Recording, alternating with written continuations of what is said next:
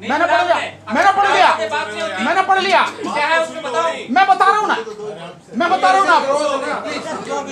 अनुच्छेद, मैं बता रहा हूँ ना क्या है उसमें। राजेंद्र भाई बैठो, राजेंद्र भाई आप बैठो, मैं करूँगा भाई। देखो एक मिनट सुनो, एक सेकंड भाई साहब, बीच में मत बोलो। रमेश जी एक मिनट सुनो, प्रवीण एक मिनट, आप भी एडवोकेट हो दोनों।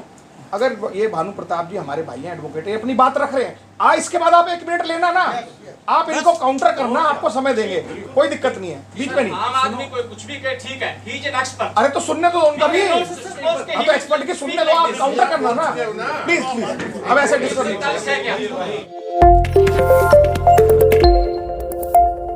और इस जजमेंट में जो सबसे खतरनाक रोल निभाया है वो मिस्टर गवई ने निभाया है, सबसे खतरनाक। और आपने जो भाषा बोली अभी कि रेल के डिब्बे में पहले चढ़ गए और बाद में नहीं चढ़ रहे, ये वही भाषा है जो जज उसकी है, जस्टिस गवई की भाषा।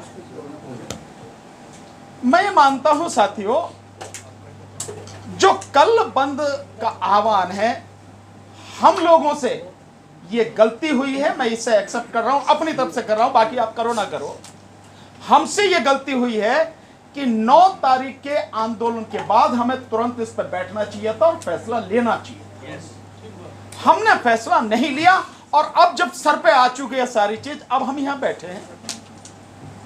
ये भूल हमारी है, कोई माने या ना माने। इसका सपोर्ट करते नहीं करते, क्या करते क्या नहीं करते, जो अब कर रहे हैं, अगर 10 दिन पहले ही कर लेते तो क्या दिक्कत। ये होना चाहिए था। पर यह बात भास्कर जी की सही है कि भाई समाज के विरोध में नहीं जा सकते। हमने तब भी शुरू में ये बात कही थी, और यहीं भाई साहब केपी चौधरी जी बैठे थे, इन्हीं के सामने जब ये कह रहे थे कि भाई उसकी कॉल बड़ी ज़बरदस्त है, हमने कहा कि किसी भी व्यक्ति ने अगर कॉल की है तो हमें आंख मीच के उसका सपोर्ट नहीं करना चाहिए। जिस भी व्यक्ति ने की है उसकी जिम्मेदारी यह है कि वो अकेला ठेकेदार नहीं है समाज का, समाज के लोगों को बुलाए, ओपन इनविटेशन दे कि भाई ये मसला है, इस पर बैठ के सब लोग विचार करते हैं क्या करना है क्या नहीं करना। ऐसा हुआ नहीं, कॉल दे दी और वो जो है सब लोग सोशल जो भी है, सोशल मीडिया किसका, हम ही लोगों का सोशल मीडिया, और काहे का सोशल मीडिया है। और जो ये चल रहा है, जितनी स्पीड से चल रहा है और जिस तरह से मेन स्ट्रीम मीडिया कवर कर रहा, मानो ना मानो इसके पीछे सरकार का हाथ है, आरएसएस का हाथ है कि इतनी स्पीड से सब चल रहा है। नहीं तो इतनी स्पीड से चलने का मतलब, हमारी तो इतनी बड़ी बड़ी बातें तक नहीं आती हैं, ये बात कैसे फैल रही है लगातार। दूसरी बात यह है साथियों, देखिए सभी साथियों ने बताया, आप सब जानते हैं, नौकरी है नहीं तो आरक्षण कायम में मिलेगा। सब कुछ बेचा जा रहा है, निजीकरण किया जा रहा है, तो जब सब निजी हाथों में चला जाएगा तो क्या मिलेगा, सबको मालूम है, कुछ नहीं मिलेगा।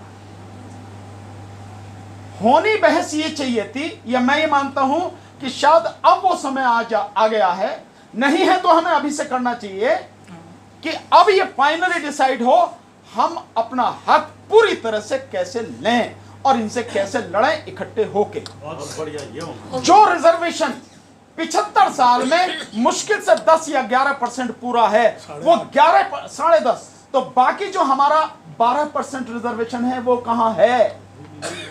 हर किसी की मांग ये होनी चाहिए 12% रिजर्वेशन दो।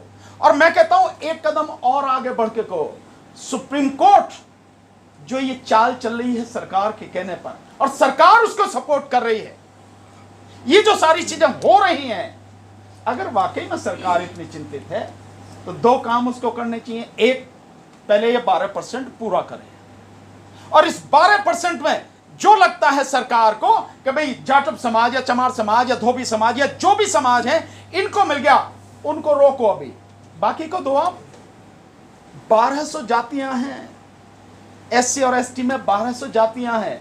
आप सोचिए कि वर्गीकरण होगा तो किसके हिस्से में कितना आएगा, कौन किसको क्या देगा। वो आपको कुछ देने वाले नहीं है। जब इतने में नहीं दिया तो तब क्या देंगे।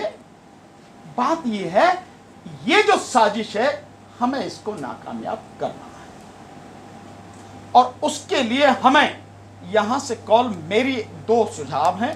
एक सुझाव यह है, यहां से कॉल जाए कि पूरे जो हमारा एससी एसटी समाज है, आज यहां पर जो हम लोग बैठे हैं, यहां पर आज वाल्मीकि समाज के भाई बैठे हैं, यहां खटीक समाज के भाई बैठे हैं, मीणा साहब बैठे हैं, धानक समाज के साथी बैठे हैं, धोबी समाज से साथी बैठे हैं, मेघवाल समाज से बैठे हैं, जाटव और चमार समाज से बैठे हैं। मतलब इतने लोग तो यही बैठे हैं ना, तो कहां हम अलग हैं, लेकिन हमें अलग करने की कोशिश की जा रही है। तो इसके बाद में एक कॉल होनी चाहिए, जैसे हमने 9 अगस्त का दिया था, एक कॉल नेशनल लेवल पे दी जाए, सभी SC ST समाज के जितने भी हैं समाज के लोग वो आए, बैठे और इस सरकार से, इस कोर्ट से कैसे निपटा जाए उस समस्या पर इकट्ठे होकर विचार करें। एक बात।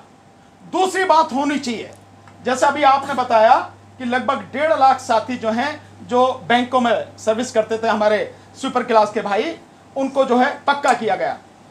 दिल्ली में लाखों की संख्या में MCD वगैरह में हमारे सफाई कर्मचारी के भाई हैं। अभी हमारे साथी बोल रहे थे पीछे, उन्होंने बताया कन्हैया सिंह जी ने 3 दिन का काम है जो पक्के हो जाएं। आप तो बैठे हैं गिल साहब, आपने तो NDMC में सारे पक्के करा रखे, क्यों नहीं कराए? ना कराए, आपने कराए, तो हम MCD में क्यों नहीं करा सकते? बाकी जगह क्यों नहीं करा सकते? क्यों नहीं हम बिल्कुल झाड़ू बंद कर देते? नहीं करते काम, साला नहीं करते सफाई, जो गंदगी की करेगा वो अपने आप सफाई करेगा। नहीं करते हम काम, जब तक हमें पक्का ना कर दें। एक आंदोलन इसके लिए सारे मिलके इकट्ठे होके चलाओ, जितने हमारे सफाई कर्मचारी भाई हैं, जो 20-20, 25-25 साल से आज तक कच्चे हैं, सबको पक्का करो। मेरे विचार से ये चीज होनी चाहिए, और इसके बाद एक बढ़िया पूरी रणनीति बनाने के लिए सभी जो हमारे घटक साथी हैं, हमारे भाई हैं, सब में से अच्छे साथी लो, एक पूरी टीम बनाओ, नेशनल लेवल पे काम करो। भाइयों, एक चीज सिर्फ आपको बता देना चाहता हूं, जो लोग आज तक आपको कुछ नहीं दे पाए, आप समझ रहे हो आपको आगे कुछ देंगे, वो आपको कभी कुछ देने वाले नहीं। ये दिल्ली में जिस तरह से हम सब इकट्ठे हो रहे हैं ना, IB के माध्यम से इनकी सबकी सूचना उनके पास है, और उनको ये इंफॉर्मेशन है कि जो भी आंदोलन दिल्ली में हो रहे हैं, ये इकट्ठे होकर कर रहे हैं। ये जो ताकत बन रही है, ये ताकत उनके लिए खतरा है। सरकार का काम जो था वो करना चाहिए था, वो नहीं कर रहे, लेकिन इस बंद को सपोर्ट कर रहे हैं। इसलिए हालात बुरे हैं।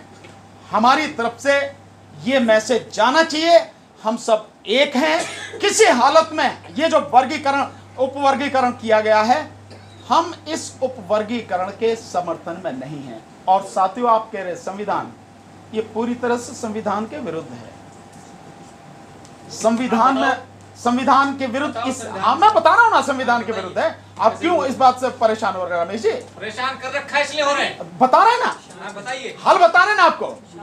अनुच्छेद 341, अनुच्छेद 342 पढ़ा उसे, अनुच्छेद 342 को। आपको दे रहा हूं, क्या करके बताओ। मैंने पढ़ लिया, मैंने पढ़ लिया, मैंने पढ़ लिया, मैंने पढ़ लिया। क्या है उसमें बताओ। मैं बता रहा हूं ना, मैं बता रहा हूं ना आपको अनुच्छेद, मैं बता रहा हूं ना क्या है उसमें। राजेंद्र भाई बैठो, राजेंद्र भाई आप बैठो, मैं करूंगा। भाई देखो, एक मिनट सुन, एक सेकंड भाई साहब, बीच में मत बोलो। रमेश जी एक मिनट सुनो, प्रवीण एक मिनट, आप भी एडवोकेट हो दोनों। अगर ये भानु प्रताप जी हमारे भाई हैं, एडवोकेट है, अपनी बात रख रहे हैं, इसके बाद आप 1 मिनट लेना ना, आप इनको काउंटर करना, आपको समय देंगे, कोई दिक्कत नहीं है, बीच में नहीं। आम आदमी कोई कुछ भी कहे ठीक है, ही इज एन एक्सपर्ट। अरे तो सुनने दो उनका भी, अब एक्सपर्ट की सुनने दो, आप काउंटर करना ना, प्लीज प्लीज। अब ऐसे डिस्कस नहीं, मेरा मीडिया, मेरी बात सुनिए, मेरा आपको कह रहे हैं, मैं बता रहा हूँ अनुच्छेद 341 और 342 में SC और ST दोनों के लिए, 41 में SC के लिए, 42 में ST के लिए, और उसमें यह कहा गया है कि ये जो SC ST की लिस्ट है, इसमें अगर किसी भी जाति को, समूह को, जाति समूह को, रेसिस को, किसी को भी इंक्लूड करने की अगर पावर है, तो वो प्रेसिडेंट को पावर है, प्रेसिडेंट को पावर है। सुप्रीम कोर्ट का जो जजमेंट है वो स्टेट को पावर दे रहा है, स्टेट को पावर नहीं है। और अगर उसमें कुछ भी फेरबदल होगा, तो फेरबदल करने की ताकत केवल और केवल संसद को है। कहां लिखा है कि उसमें आप स्टेट को पावर दे देंगे? है कहीं पे? नहीं है। इसलिए मैं कह रहा हूं कि सुप्रीम कोर्ट का जजमेंट गलत है। दूसरी बात, जस्टिस गवाई ने यह कहा है कि रेल के डिब्बे में एक भाई चढ़ गया तो बस ये हो गया कि मैं चढ़ गया, दूसरे को नहीं चढ़ना। जस्टिस गवाई को यह नहीं समझ में आ रहा था कि जो बाकी और सीट खाली पड़ी है, आधा डिब्बा जो खाली पड़ा है, उसमें क्यों नहीं बिठा रहे उसको? आपने 10%, 10.5% आरक्षण आज तक पूरा किया। 12% आरक्षण कहां है? यानी कि एक डिब्बा अगर है तो उस डिब्बे में आधा डिब्बा भरा पड़ा है, आधा खाली पड़ा है। सारे भाइयों को चढ़ाओ उस आधे डिब्बे में, क्यों नहीं चढ़ा रहे हो? इस बात पे कहना चाहिए था, सरकार की टांग खींचनी चाहिए थी, सरकार को खड़ा कर देना चाहिए था। नहीं किया उसने। रेल के डिब्बे का उदाहरण दे रहे हैं वो। ये जो सारी चीजें हैं, हमें इसको समझने की जरूरत है। रमेश जी, हकीकत यही है, सब हमारी एकता से डरे हुए हैं। और इस 2014 के चुनाव में मैं बहुत पहले कहता हूं, अगर मेरी वीडियो शॉर्ट कर रहा हूं, बिल्कुल मेरी वीडियो आपने, कोई भी कोर्ट, कोई भी सरकार, कोई पार्टी आपको कुछ देने के लिए है नहीं। आप में दम होगा तो ले लोगे, सुप्रीम कोर्ट से भी ले लोगे, सरकार से भी ले लोगे, और वो तभी होगा दम जब इकट्ठे रहोगे, नहीं तो कोई कुछ आपको देने वाला नहीं है। हमें उनकी चाल समझते हुए उसी हिसाब से काम करना है, सबको गले लगाना।